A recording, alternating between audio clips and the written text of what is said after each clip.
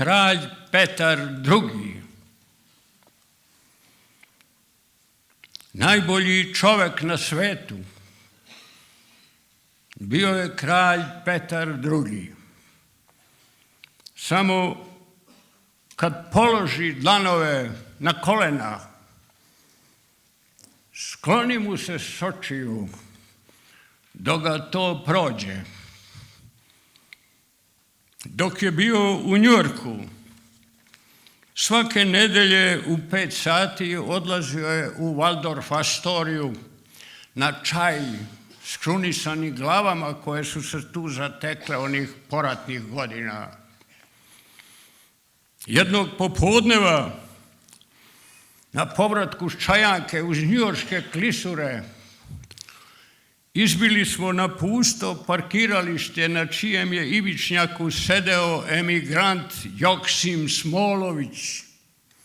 Pošten čovjek, a već propio se i pomeo, lutajući po belom svetu s verom u Boga, kralja i otadžbinu. Čim nas je umotrio, poče da zakukava. Ko ti je taj probisvet? Uvek nađeš nekoga da te pljačka i da ga vučeš na plećima. Dobri moj kapetane Lazareviću. Da mu dam kakav znak, učinio bih gore, pa ćuteći tonem u živi katran, a Joksim stade pred njegovo veličanstvo. Who are you? Ko si ti? Pita on svoga kralja. Ajde reci, koliko si mu uzeo? Meni obrazi već prodimili. Kralju se spokoj sa lica ne pomera, bio je to najbolji čovjek na svetu, samo kad položi dlanove na kolena, skloni mu se s očiju dok ga to prođe. Maši se džepa i pruži mu $20. Ti si meni odnekud poznat.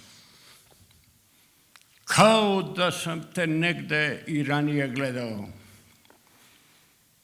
Who are you? Ko si ti?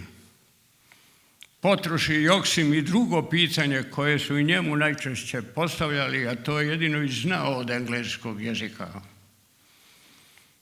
Kralj na to sabranim glasom i čisto srpski odgovori. Idi u Waldorf Astoriju i pitaj je li tamo Petar II. Karađorđević,